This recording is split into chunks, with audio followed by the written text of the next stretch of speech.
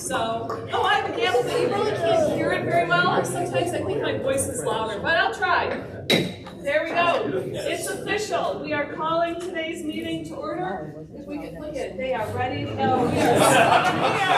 We are ready today for the Pledge of Allegiance. I pledge allegiance to the flag of the United States of America and to the republic for which it stands, one nation, under God, indivisible, with liberty and justice for all. Thank you. All right, Attorney Hollenbeck, do we have any appointments at today's meeting? Well, by chance, we have, not by chance, we have two. Excellent. We've heard from the governor.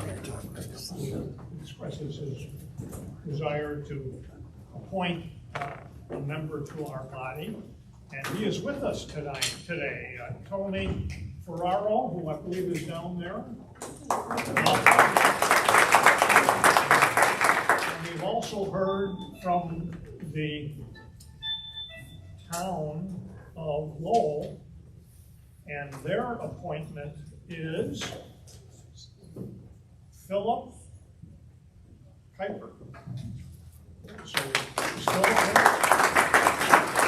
And I contacted the Lowell Town Council, and Jill Murder said she had him available to be the member.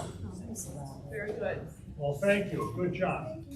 All right, this is a full commission meeting, so we're all on pins and needles whether we've got a quorum. So, Candace, let's do a roll call, please. Okay, I believe we do. I know, it looks good. It looks good. It looks promising today. Okay. Kyle Allen, Lake County Commissioner. Dwayne Arndt, Town of Kingsford Heights.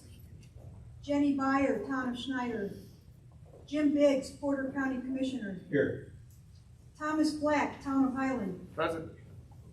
Austin Bonta, City Here. of Portage. Here. Kevin Breitsky, Porter County Surveyor. Here. James Burge, Town of Porter. Here. Robert Carnahan, Town of Cedar Lake. Here. Bill Carroll, City of Lake Station. Larry Colley, Town of Potawatomi Park. Here. John Costas, City of Valparaiso. John Derwinski, Town of Winfield. Dinah Dumbrus, Town of Michiana Shores. Denise Ebert, Town of Wanatah. Bill Emerson, Lake County Surveyor. Here. Anthony Ferraro, Governor's appointee. Here. Joe Haney, LaPorte County Commissioner. Present. Keisha Hardaway, Town of Maryville. Here. Bonnie Hawksworth, Town of Dune Acres. Christian Hendren, Porter Township Trustee. Here. Vanessa Hernandez Orange, City of East Chicago. Josh Huddleston, City of Hobart. Lori Hunt, Town of Westville. Here. Justin Keel, Fort County Council. Scott Keenan, Town of Ogden Dunes. Here. Philip Kuiper, Town of Lowell. Peter Land, City of Crown Point. Here. Colleen Lane, Town of Long Beach. Here. Lori Latham, City of Gary. Happy to be here. Annette Ludwig, Town of Dyer. Here. John Matwishin, LaPorte County Surveyor. Here. Tom McDermott, City of Hammond. Jack McGraw, Town of Burns Harbor. Here. Wendy Mist, Town of Munster. Present. Angie Nelson Deitch, City of Michigan City. Randall Niemeyer, Lake County Council. Present. Courtney Partoon, City of LaPorte. Present. David Phelps, Town of Beverly Shores. Present. Lisa Rosenkrantz, Town of La Crosse. Rick Rifa, Town of Griffith. Here. Warren Schott, Town of Trail Creek. Here. Tom Schmidt, Town of Cherville. Here. John Scone, Town of Couts. Here. Steve Spebar, City of Whiting. Gerald Sweats, Town of St. John. Present. Sharon Zwido, New Chicago. Here. Jim Tunn, Town of Chesterton. Present. George Topple, Union Township. Present. Andy Vasquez, Porter County Council. Here. in the form of 33. Yay.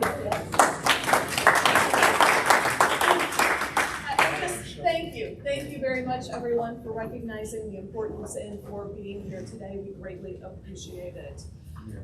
Next item on our agenda is public comment, and no, there was none, so I will move on to the approval of the minutes from the March 19th Executive Board meeting. So moved. Thank you. We got a second, Andy. Thank you very much, Andy Vasquez. Any discussion or questions? Hearing none, all those in favor? Aye. Aye. Opposed? Thank you very much. This is an exciting time. It comes to the Leadership Committee. Our first order of business is the presentation of the Norman E. Tufford Award. And Ty is going to... I'd be glad to. So let me, before I call up the awardee, let me read through a few things so they don't have to stand there awkwardly while I talk about them. But this year's Tufford Award, this is named after our original executive director of NERC, who was instrumental in pulling the region together to create the Northwestern Indiana Regional Planning Commission. And so this award is given annually. And we are very pleased to award this year's award to Lee Morris, who is sitting right over here. I think a lot of folks in this room are familiar with Lee, but let me just say a few words about him if you are not familiar with his leadership. Some career highlights that Lee has served on with healthcare. He was president and CEO of LaPorte Hospital. He's been the mayor of LaPorte. So we have Mayor Dermody here today also. He was the NERC chair for a period of time, and which of course you have to be to receive the Tufford Award is to be involved in NERC. But during a really profound time when the Northwestern Indiana Regional Planning Commission was pulled together as a council of governments. So very instrumental time. He was on the search committee when a new executive director was needed at that time. Which I believe would have been John Swanson's hire, if I'm not mistaken. I mentioned his being board chair and had advocated for regional thinking, which is, of course, what we all do here, but he argued for stronger commissioner collaboration, improved meeting effectiveness, and greater intergovernmental cooperation, and was also really instrumental in some strategic direction for NERC. He also continued to serve with the Indiana Toll Road, was chairman of the Northwestern Indiana Regional Development Authority, the RDA, for a period of time, was named deputy commissioner at one point for the Indiana Department of Transportation, and served as senior vice president of the Indiana Economic Development Corporation, or IEDC. So a long and storied history, which has led to numerous recognitions already. Played a leading role in the capital campaign for the Shirley Hines Land Trust, and served on its advisory council. Was a receiver of the Sagamore the Wabash Award from the governor, also Governor's Distinguished Service Medal, and a Lifetime Achievement Award from the Urban League of Northwest Indiana. And I want to thank, first of all, my predecessor, John Swanson, for helping to pull together some of this history, who worked closely with Lee. Were you raising your hand and wanting to add something, Dave? That's all right. Dave. What could I add? Been a busy man. Been a very busy man. Congratulations. We're very glad that he could be here today to accept it. We're going to come around that way, so he doesn't have to come all the way up here by the NERC flag. But if you could please join me in congratulating Lee.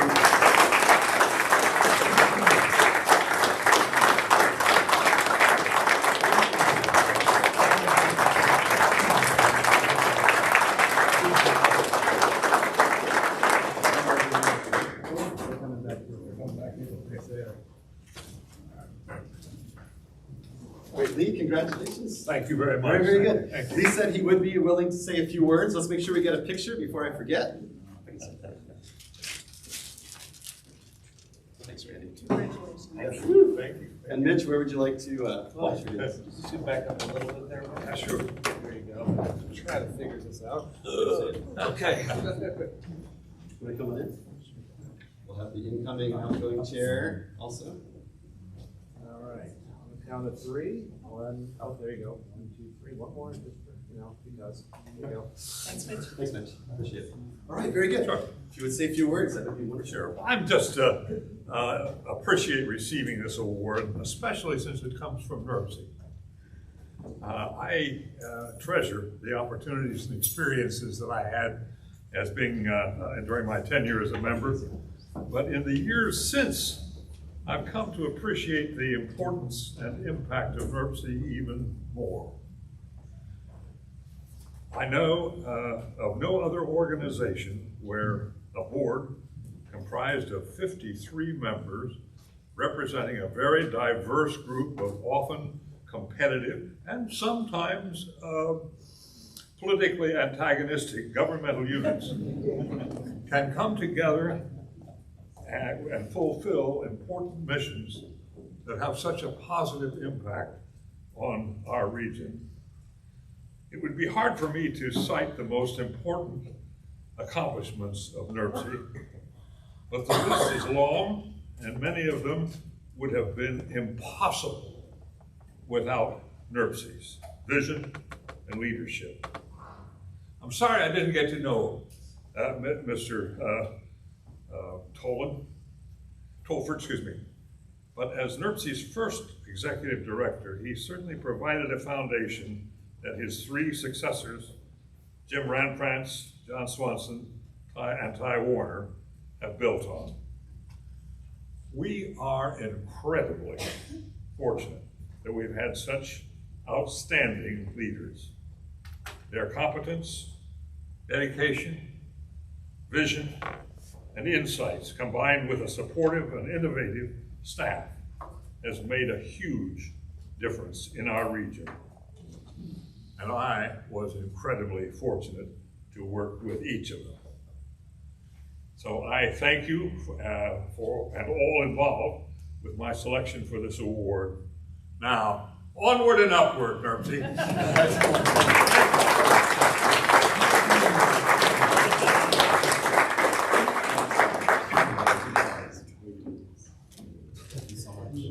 Thank you. Appreciate it. I'm good. Thank you so much. And I also, John Swanson sends his regrets. He wanted to be here to personally be here to present that as well, but needed to be out of town. So one other thing I need to mention, I was very fortunate to have my wife Marcia here. Oh, good.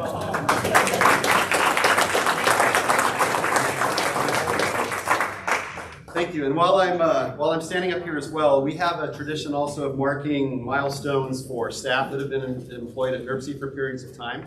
And we have a 5-year recognition for Marisol Manley. Marisol is standing back here. If you could come on up.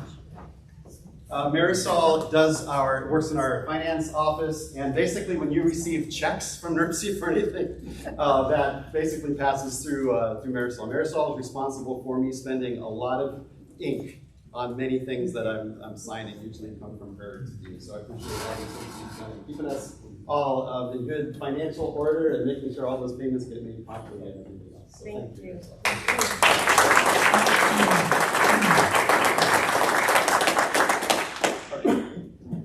Thank you very much. And Mr. Morris, thank you very much. Mrs. Morris, thank you for being here today. We appreciate that.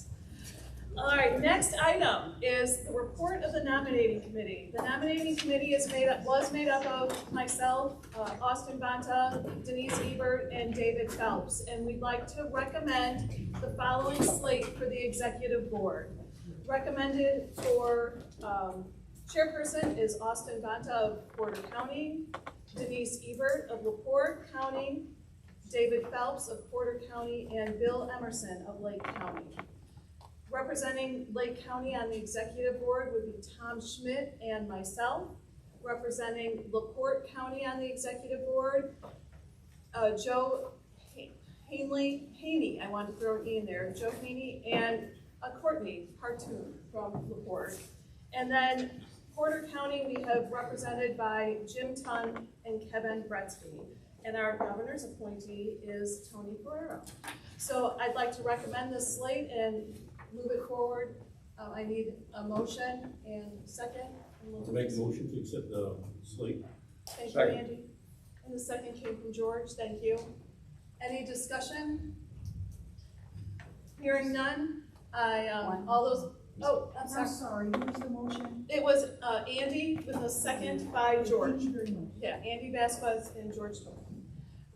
Seeing no discussion, all those in favor? Aye. Any opposed?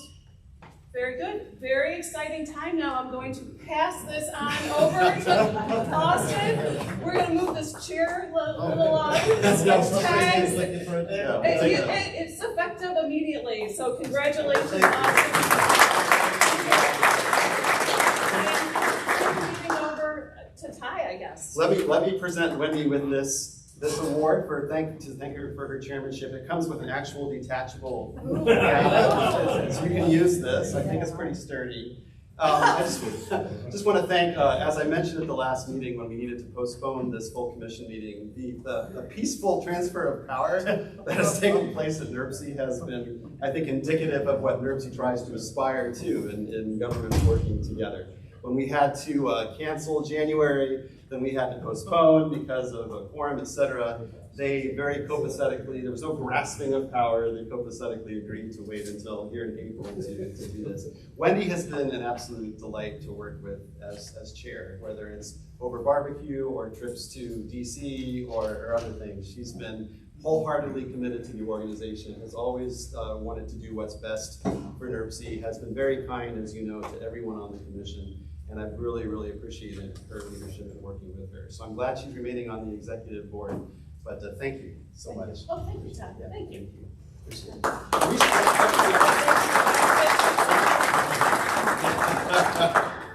Let's go ahead and thank you all for your patience. I know these waiting for photos is always very awkward. You're very fabulous. Okay.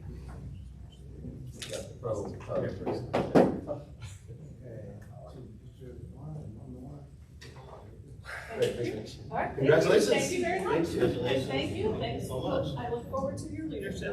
And these guys, yeah. Andy? I'd like to mention that Mayor John Casas appeared when his name was called. He wasn't here, but he got here, so put him on the record, please. Thank you. And Mayor McDermott. And Mayor McDermott as well. Oh, I'm sorry. Bookends. Very good. Can I actually take that moment to just say, so just want to thank Mayor McDermott and Mayor Costas both received civility awards on World Civility Day, and so congratulations to both of them. They're sitting over there being very civil.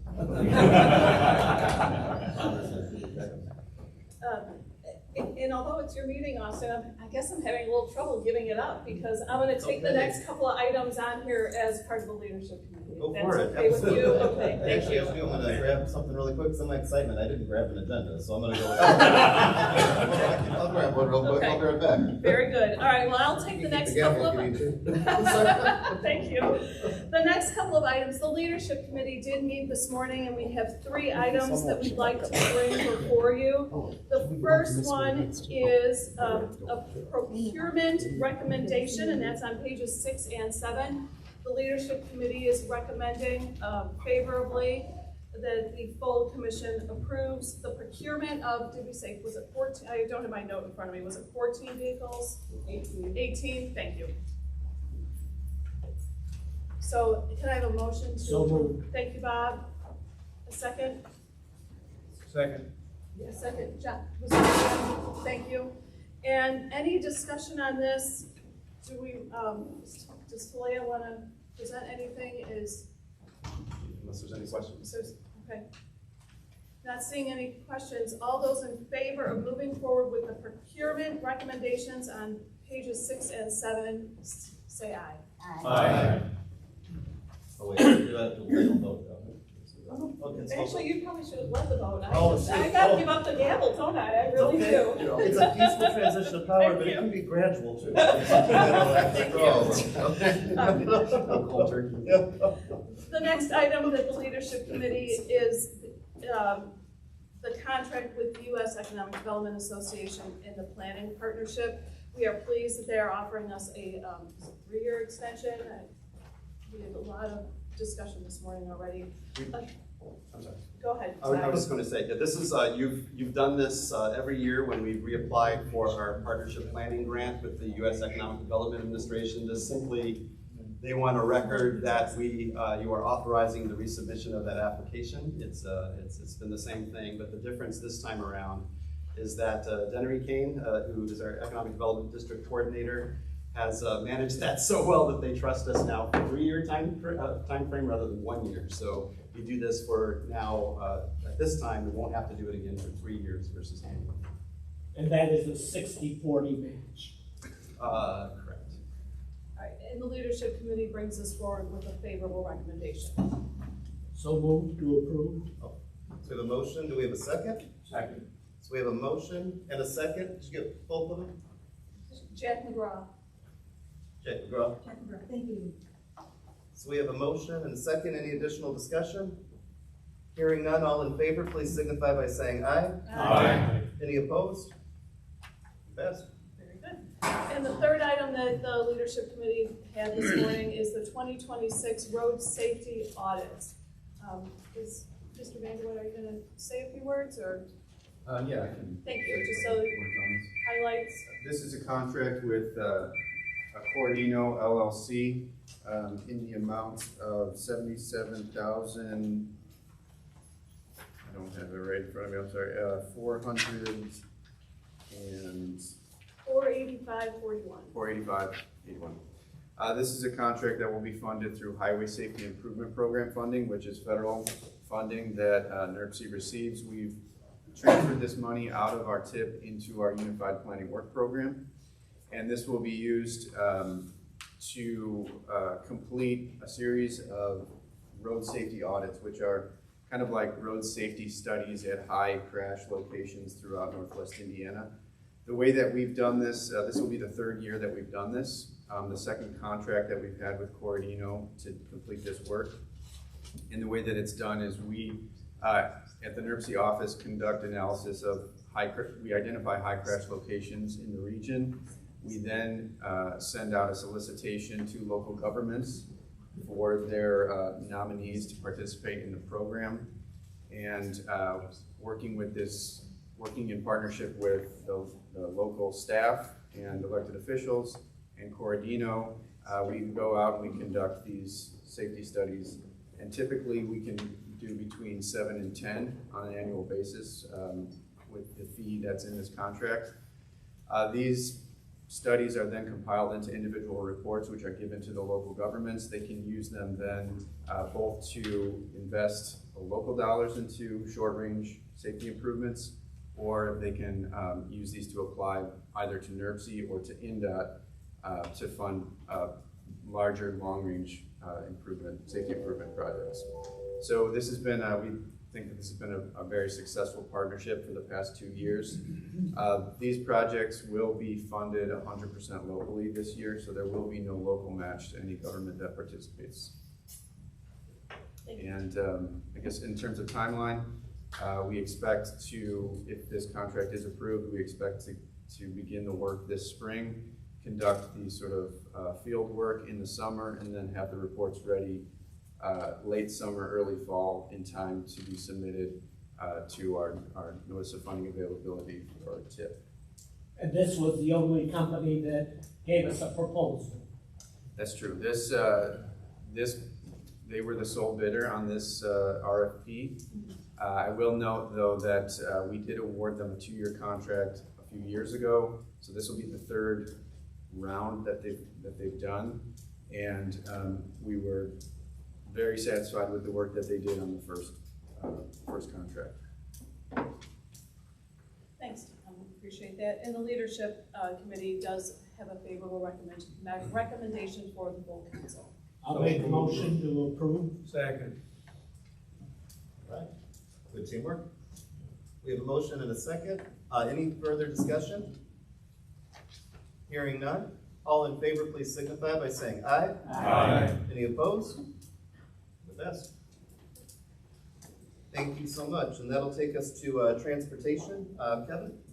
Oh, If we can, actually, can I pause for just a moment? Actually, I Sure. didn't want to keep everybody waiting. I almost forgot. We have several past NERC chairs that we've invited to be here today and don't want the meeting to go much longer in case they need to slip out. Oh. So if we can get a picture with anybody who's been a past NERC chair and maybe up here with the NERC logo, if that's all right.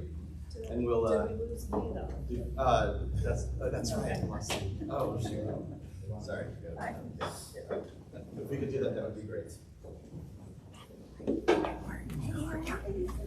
I'll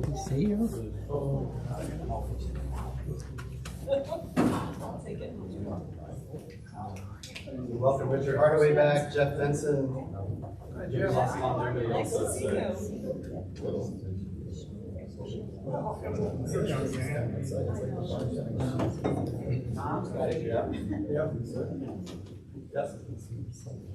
Tom, John.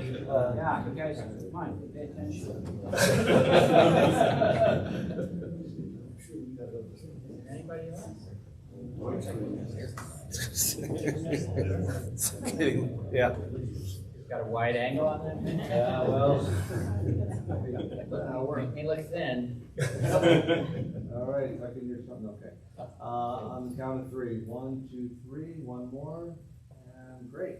Thank you. That's what, while everybody's up, just thank you all again for your service. As you can see from all this long line here, there's been quite a bit of commitment to making this organization work. So thank you all, and thank you for coming back.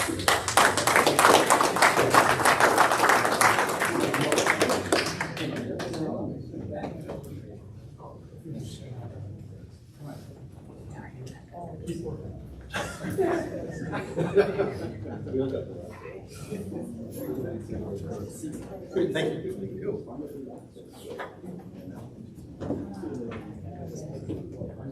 All right.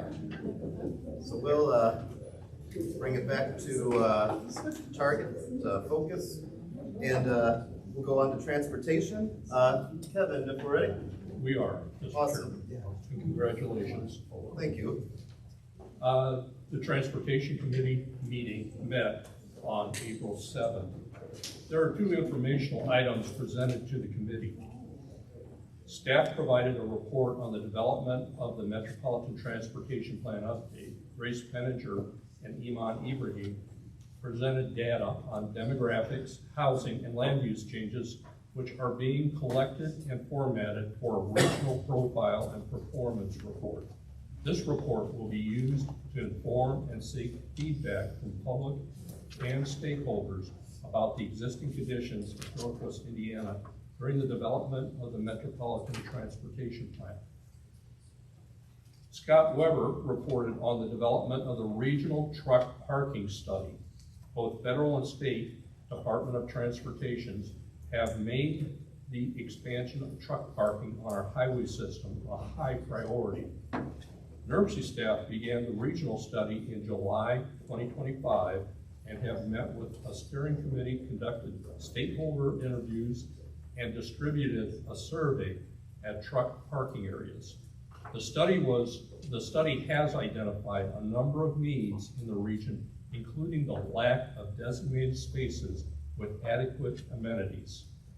Staff is compiling all the results into an existing conditions report later this spring and will draft the final report by this summer. There is one resolution for commission approval, Resolution 2607, which can be found on pages 46 to 50 of your packet, which will adopt the fiscal year 2027-2028 Unified Planning Work Program. The memo, resolution, and supporting information begin on page 46 of the agenda packet, and Tom Vanderwood will summarize the UPWP. Mr. Vanderwood. Morning and thank you. I have a few slides to guide our discussion this morning, so I'll wait till that comes down here. This morning I'm presenting for your approval a resolution which would adopt our 2027 to 2028 Unified Planning Work Program, which we refer to as the UPWP.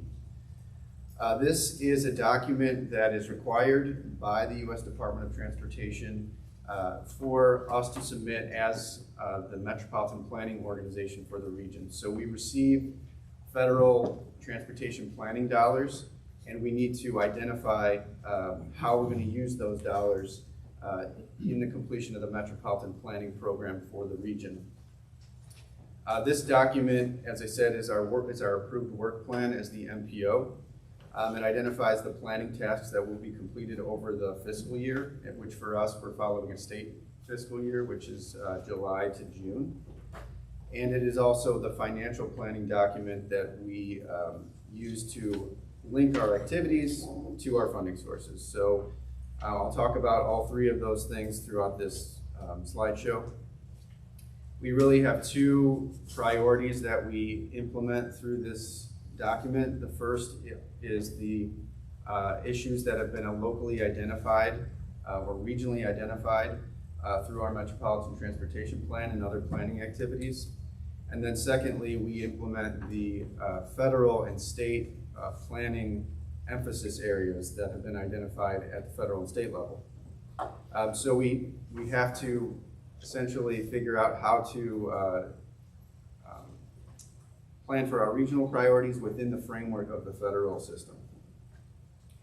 And this may sound familiar to you because we do adopt this document every 2 years. We adopt a 2-year program, and then in the intervening year, we adopt a 1-year update. So this slideshow was presented essentially the same about a year ago. So the major changes from the previous work program are actually very few because the format is the same generally, and we are generally funding the same type of work. So how we've changed this document from previous ones. First, the budgets have been adjusted to reflect our actual 27 funding. As I said, it's a 2-year document, so we also have a budget for FY28. That's an estimate, which we basically usually just roll over the existing funding levels from 1 year to the next.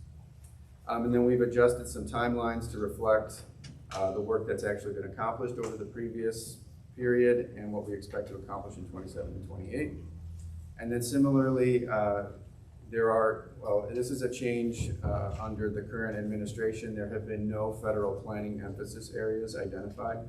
So typically we receive a list of federal priorities that we're asked to incorporate into our work tasks. Over the past 2 years, we have not received any of those emphasis areas. So we're basically implementing the guidelines and the regulations that are formally incorporated into legislation and the Code of Federal Regulation. The major focus of this 2-year UPWP is in FY27, the development of our Metropolitan Transportation Plan update. That's called our 2050 MTP. And then in FY28, we'll be focused primarily on implementation of that MTP.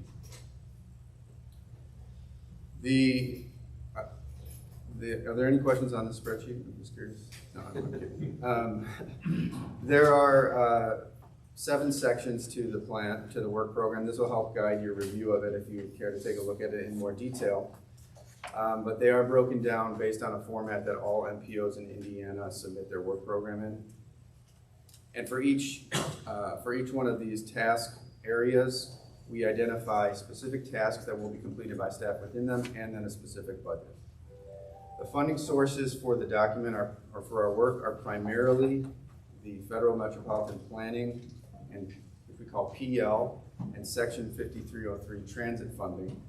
And those we receive through the Indiana Department of Transportation through what they call the Consolidated Planning Grant. So these line items that are highlighted in blue on this slideshow are all the activities that are funded through that Consolidated Planning Grant. In FY27, we have a budget of approximately $2 million to conduct that work. 80% of that is federal, and then we provide a 20% local match. I will note that there is approximately $221,000 decrease from FY26. This is due to both a statewide decrease in PL funding as well as a reconfiguration of the formula by which the MPOs each get their funding through the state. So we split there's a statewide pot of funds that gets split between all of the other MPOs, and that formula as to how that money is split up was changed a couple years ago, primarily to give additional funding to Indianapolis, to the Indy MPO. So as a result of that, we did see a decrease in the amount of funding that we receive in Northwest Indiana. I will say all of the other MPOs received a decrease, except for Indianapolis. In addition to the PL funds, we are able to flex funds from other other transportation programs. So that's essentially, we transfer them from our TIP into our work program. And so the line items highlighted in blue on this slide are the tasks that we're funding through that flex funding. And we flex funding from 3 programs: congestion mitigation and air quality, highway safety improvement program, and the surface transportation block grant. The CMAQ funding is primarily used to, in our partnership with Drive Clean Indiana, to conduct air quality public education. The highway safety improvement program funding has been used for the road safety audits. And then the surface transportation block grant funding is used to fund our contract for our TIP management software. In addition to those major tasks that are listed in previous slides, we are required to expend 2.5% of our funding on complete streets activities. And we use this to fund just kind of our general active transportation planning, which includes technical assistance related to bike and ped planning, data collection, which would be trail counters and analysis, and then various public engagement activities. And then I'll just note there are 3 additional special projects that we're funding this year. First is the Marquette Greenway. We're using our PL funding to match state funds to support the implementation of a federal RAISE grant to complete portions of the Marquette Greenway. We will be conducting road safety audits, which we just reviewed in that contract. There's one difference this year. We are flexing in $155,000 into FY27. So previous years we've done $77,500 annually. Rather than spread that out over multiple years, what we're doing is we're putting 2 years worth of funding into a single year, which will allow us to sign a 2-year contract with the consultant rather than an annual contract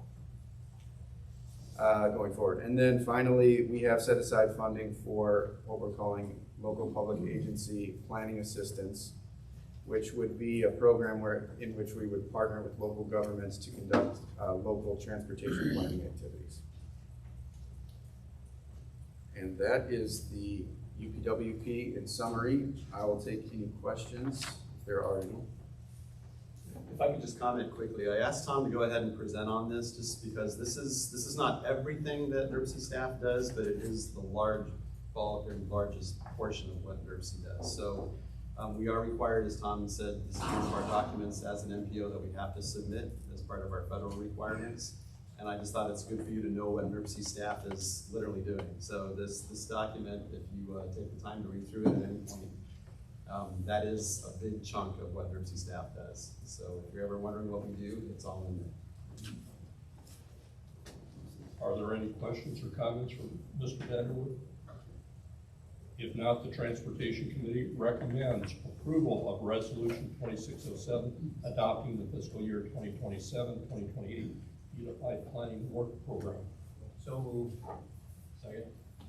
We have a motion and a second. Any additional discussion? Hearing none, all in favor, please signify by saying aye. Aye. Any opposed? That passed. Thank you so much for taking the time to go through. Additionally, the committee received a report on the February administrative modifications from Charles Bradsky of our staff. And finally, Carl Lissick of Drive Clean Indiana reported on available grants.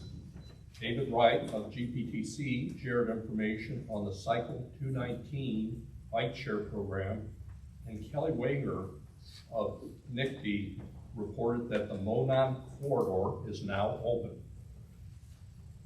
It's a great day.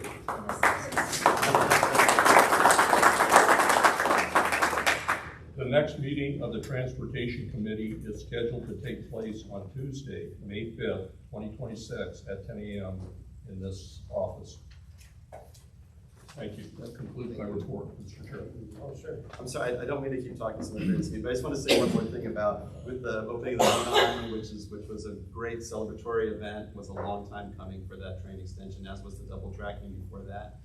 It sometimes get overlooked, but I just want to just put that back on the NERC Commission, that $1.5 billion of funding for those projects would not have been possible, and they would not have been able to use those funds, and would not have been able to build those train improvements had it not been for this commission approving those $1.5 billion of funds.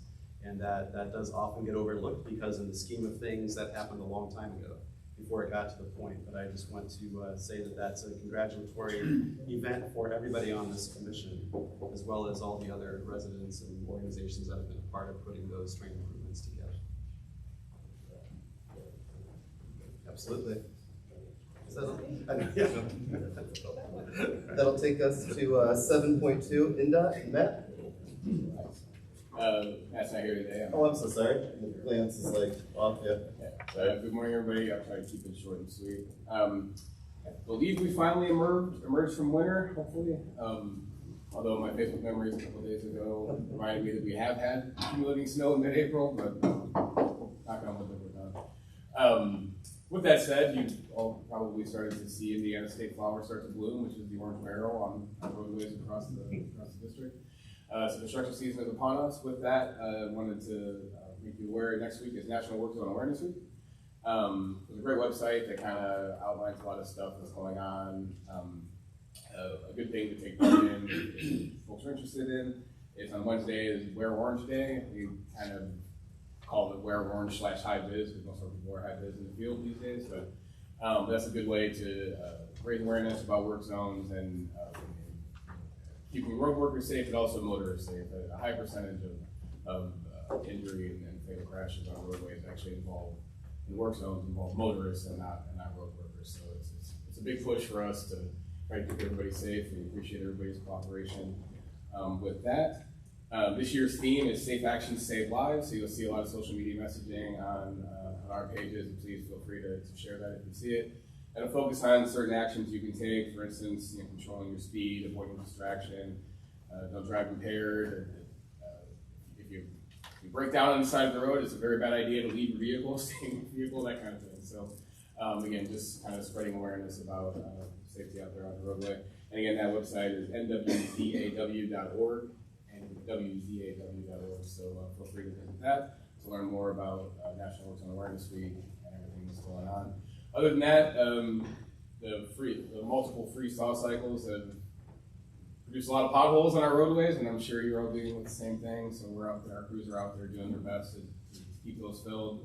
Now that the asphalt plants are moving, we're starting to get some hot mix in the ground to hopefully more permanently patch some of those holes. Last plug just for our customer service portal, INDOT for You, 855 INDOT for You. That's INDOT, the number 4 and the letter U. Also INDOTforyou.com. It's a great way to report potholes or any issues on the roadway. It goes to my team who handles around 7,000 customer cases a year, and many of those are pothole cases. So feel free to use that. And with that, I will stop yapping, and if there's any questions, I'll take those. Otherwise, I'll be around after the meeting. I recently became aware that one of my neighboring communities is planning on shutting down a road that it's going to disrupt regional traffic flow, could materially harm an economic development project in the city of Hammond. And I was wondering, first off, does NERC play a role in this issue when a town or a city makes a decision that could disrupt regional traffic flow? And does INDOT play a role in that issue so that some type of appeal process could take place?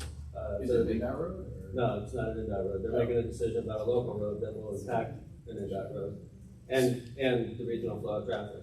On the NERC side, I would check with our attorney, but yeah, but on the INDOT side, want to start there, Yeah, I mean, typically INDOT, we try to coordinate with locals if we know that there's going to be an impact to our network based on the closure, and hopefully they're coordinating with us. I'm not situation you're referring to. We have to discuss further with you. Well, maybe I can get together with the gentleman who's in here right now, so we can get together and talk about it. Sure. NERC? Yeah, I'm not familiar exactly with the project, but we'd be glad to talk about what it is. I mean, it's interesting, right? if you make a decision in a city or town and it's your road, but it's gonna materially impact other cities or the regional flow of traffic, what role do we play in NERC, if any? Seems like that's a role we should play, to me. I think, we obviously, do have a part in funding a lot of, road improvements throughout Northwest Indiana, but I'm trying to think if we've played a role in, road closures since we're on. So we're happy to talk about it. We've got, like, for example, the regional corridor study that we did, I think, 2012 or so, talked about those roads that need to be improved or connected for regional benefit. So, that kind of modeling work, that kind of flow, we certainly have a lot of data to contribute to that, to show the impact of closing off major regional networks. So we'd be glad to talk about that. If anything else, NERC is happy to be a connector, with people. So if you and the other municipality just need kind of a neutral space or a body to help kind of think regionally about it, NERC is available. But in terms of the actual legal authority, I don't know if we directly have any, Any other questions? Seems like maybe that's a role we should play at NERC, to me. I mean, I know we have trouble getting people to show up for the meetings. Maybe we get better attendance if we start taking position on issues like this. I would just like to thank you for having the meeting at the Hanover High School on the improvement on US 41. It was well attended. We had 80 or 90 people there, sort of unexpectedly. I was expecting a big crowd for that particular meeting, but no, good. And we had a follow meeting with your folks as well on some other issues connected to that project. I'm aware of that. I have a question. So as a owner of a small trucking company, we travel Indiana's highways, and one of the things that's a common theme, and in the last several years there were a couple of bridges replaced on US 41 over Brown Ditch and Singleton Ditch in South Lake County, and those bridge approaches have massive dips in them, and every new bridge in Indiana always has problems with the bridge approaches. Every other state we travel in, and we travel about 20 states, we don't see that. So is there something in the engineering standards that Indiana uses, or the schematic that creates this issue with bridge approaches? Because it is pervasive across the entire state, and it doesn't exist in other Midwestern states like this. So I'm not an engineer, so I don't have a great answer to that question, other than I do hear complaints about bridge approaches relatively frequently. I will note, or will ask our team to look into if there's specifically going on with those two. The larger issue is obviously a much bigger picture thing, but we can certainly take a look at those. You said it was over Brown and Singleton. Yeah, that's just an example of two of the newer ones that you actually have a dip and then a big hump on the bridge and another dip on the other side. Yeah. It's really weird engineering. Yeah, understood. Like I said, I can never see look into it. Thank you. Any other questions? Well, thank you very much. That'll take us to economy in place. George, if you're ready. I'm prepared. Awesome. The Economy and Place Committee met on April 8th. Meeting featured several presentations. First, the 2026 NWI RDA's Development Catalyst Grant was presented by David Wellman, Director of Communications at the RDA. The NWI RDA is investing $250,000 through the Development Catalyst Grant to help local governments in Lake and Porter counties to develop tools and plans for quality development to expand the local tax base. Grant awards range from $15,000 to $75,000 with a local match of between $10 and $50. For more information about the grant, can contact A.J. Bittner at the RDA.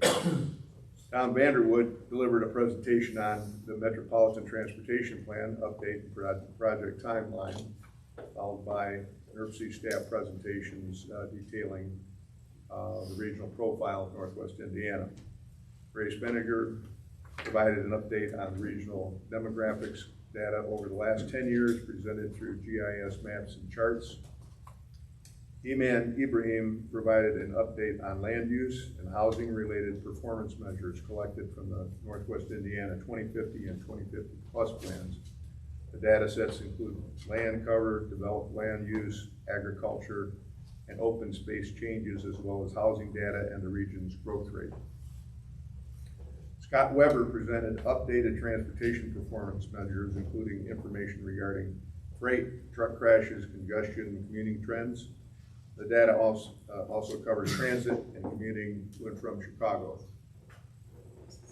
Kathy Luther presented updated data on the MTP's environmental section covering brownfields, electric vehicles, EVs, managed land, and tree equity. All presentations are posted on the NERC website under the Economy in Place section. All communities are encouraged to attend and participate with the committee, particularly those developing and updating comprehensive or master plans. The next meeting of the Economy in Place will be held right here at 10 o'clock on July 8th, 2026. Thank you very much. Thank you. I could add, the Economy in Place Committee was the committee responsible for taking through the development of our Comprehensive Economic Development Strategy, or CEDS. So thank you to everybody who participated in that process. If you recall, we adopted this in May of 2025. So last year, a lot of things happened on the federal level, and the EDA became backlogged with other approvals they had to take care of, but promised us we were first on the list for our SEDS approval once they did the other grant approvals. So just the other day, on the eve of World Quantum Day, we received notice that our SEDS have been formally approved, so with no changes requested. So congratulations and thanks to the Economy in Place Committee for carrying that through. And this is, as far as, this is what I've been told. I have no way of verifying this, but I mentioned Quantum Day because I've been told this is the first SEDS in the country to include an emphasis on quantum and advanced communications within it. And that is part of the strategy within this document. So it was appropriate timing and better late than never. So I'm happy to report that that's been formally accepted and approved by the Thank you, Ty. Any other questions for Economy in Place? I know that George can handle it, but hearing none, we'll go on to Environment. Bill? All right, thank you, Mr. Chair. Good morning, everyone. We have not met since our last executive board meeting, so I don't have anything to report on that. Our next meeting will be May 7th in Kathy. Is it going to be here, or do we have? Purdue Northwest. It is at Purdue Northwest. Okay, so that'll be at Purdue Northwest, May 7th at 9. All right, you got it. Yeah. So that's the update there. But I want to turn it over to Ty right now for the Drive to Indiana Green Fleets Award. Very good. This has been the day for awards. We have another one. And maybe go up to the podium up here. And Bill, if you want to come, and Kathy also, if you want to come on up. I'll let Carl explain the award. But through our Green Fleets program, and Carl with Drive to Indiana. Well, good morning, everyone. Morning, Carl. Happy spring. I represent the U.S. Department of Energy. We're a statewide program, Drive Clean Indiana, and we recently submitted awards throughout Indiana. Today we are celebrating the NERC Green Fleet for the city of East Chicago, and we're recognizing Jalen Robinson and Jalen Johnson. And this award recognizes the city's commitment to Hoosier Fuels and sustainable municipal operations through several key technology deployments. So for electric vehicle leadership, in July 25, the city became a leader in the region by deploying 3 all-electric Ford F-150 Lightning trucks for the Public Works Department. Compressed natural gas transition. The city successfully transitioned a significant portion of its heavy-duty equipment and trash trucks to CNG, utilizing a local fueling station with Ozinga Energy running on renewable natural gas. Alternative fuel partnerships. Through a collaboration with the school city of East Chicago, the community successfully integrated propane-powered school buses into its student transportation fleet, and then regional collaboration. The award presented by the Northwest Indiana Regional Planning Commission honors the city as a model for using public-private partnerships to reduce emissions and lower capital costs. Future projects include all-electric street sweeper, 10 electric vehicles, and more compressed natural gas, renewable natural gas recycling trucks. Can you join me in honoring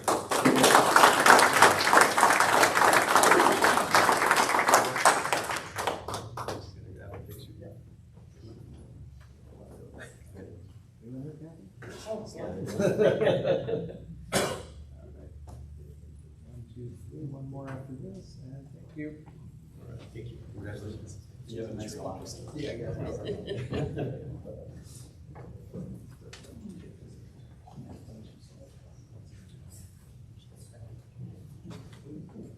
Congratulations.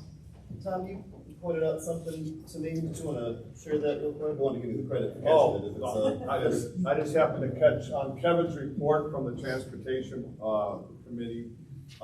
He said his next scheduled meeting was scheduled for Tuesday, May 5th at 10 a.m.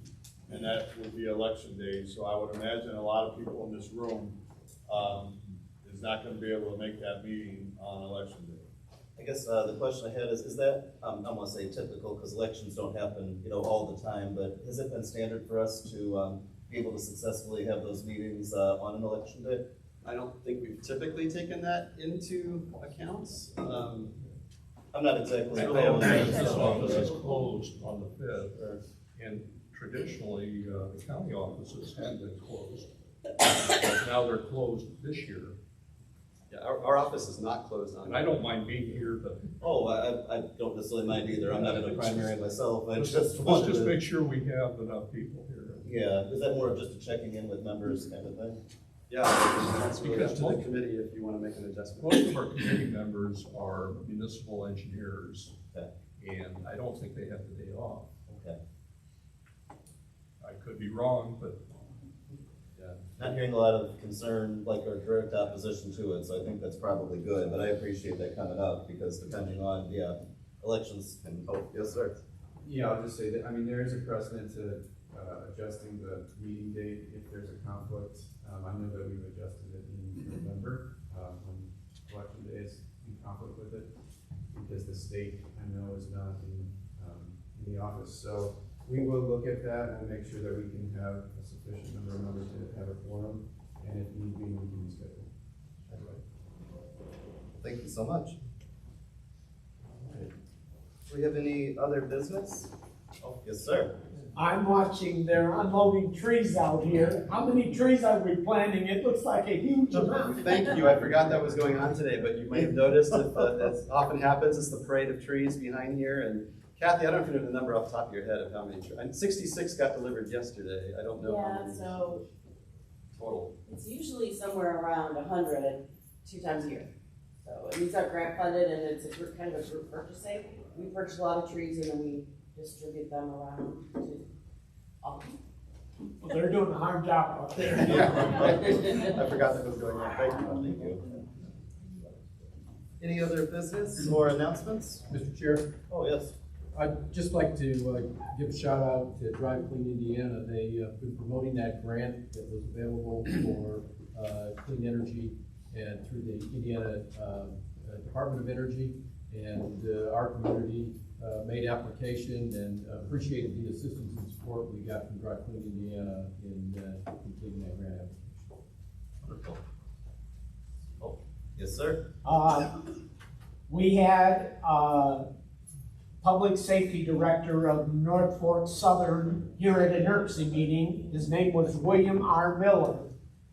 Our previous engineer from Christopher B. Burke, Don Oliphant, contacted them trying to get culverts cleaned in Cedar Lake.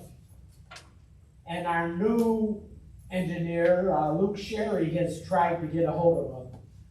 We've got one by Hanover School that is a detention pond that is building up and becoming a dam. And we had a resident say that could be deteriorating the railroad.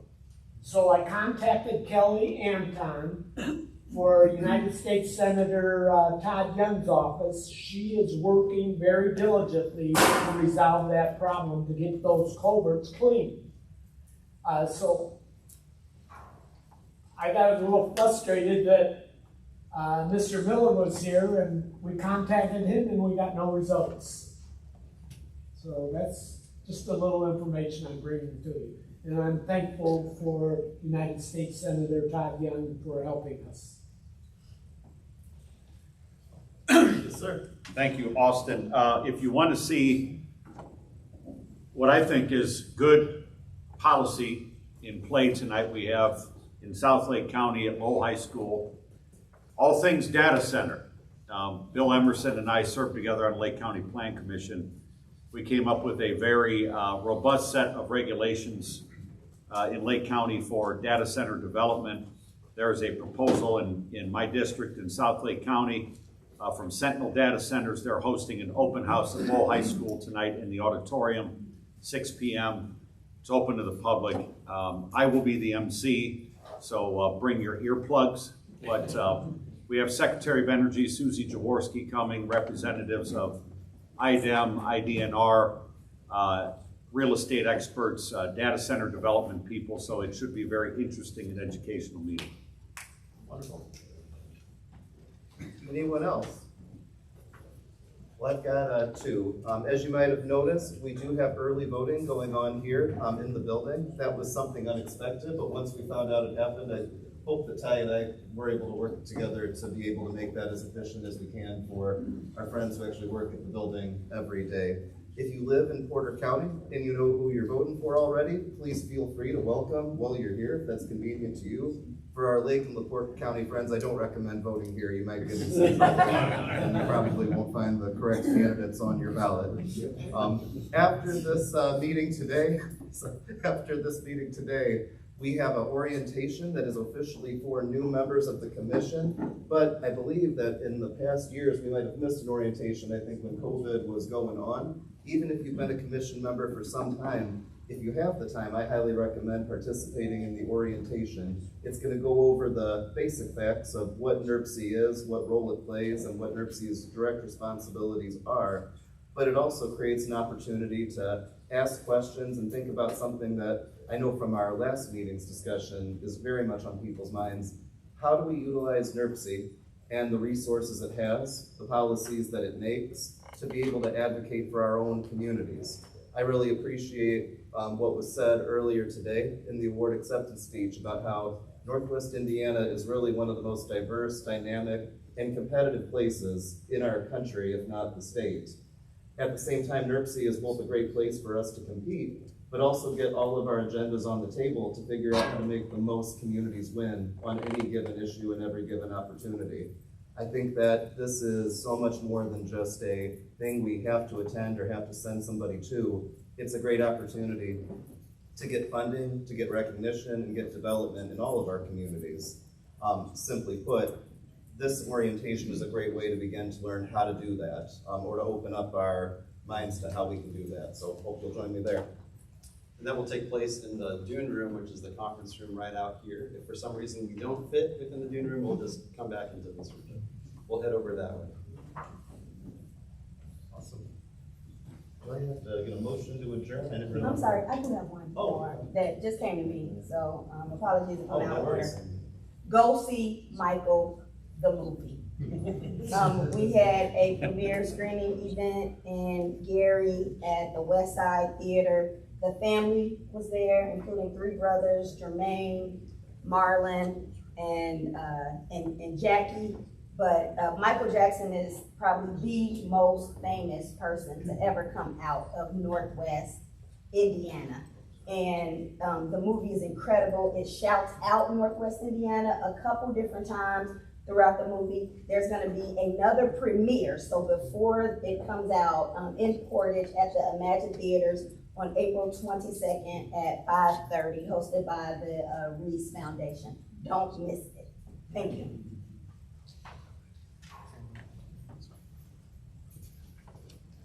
I have a question. Yes. Is there any allowable news about the Hammond Bears? I believe we have a qualified individual to my left. That's what I thought. Hey Tony, how's it going? I can tell you, if the Bears choose Indiana, there's hundreds of millions of dollars in infrastructure that's going to take place in that area. Hundreds of millions. I'm privy to that. I think the state of Indiana is being incredibly generous by, offering $1.5 billion to be spent in Hammond. I'm incredibly grateful as the mayor. It's an opportunity of a lifetime for our city. I dare say, and I know there's been some I know there's been some skepticism the further away you get from Hammond about whether or not we should be, helping to finance this deal. But I promise you, there's gonna be kids from Portage that work for the Chicago Bears, because the Chicago Bears are bringing 2,000 permanent jobs if they come to the region. And there's gonna be one day, who knows, we could have Chicago Bears living in beautiful Porter County, right on the lakefront. I don't even think that's a stretch. So I think it's a great position we're in. Hammond was in the Wall Street Journal and Sports Illustrated in the last 2 weeks. I think it's an incredible opportunity. I thank Governor Braun, Speaker Houston, all the leaders of the legislature, and that made this happen. I'm just incredibly grateful. If this lands in Hammond, it's going to be great for all of us. So all of our kids are going to be working there, going there, as well as us. And one day I might finally get Taylor Swift to play Hammond, Indiana. So thank you for asking, sir.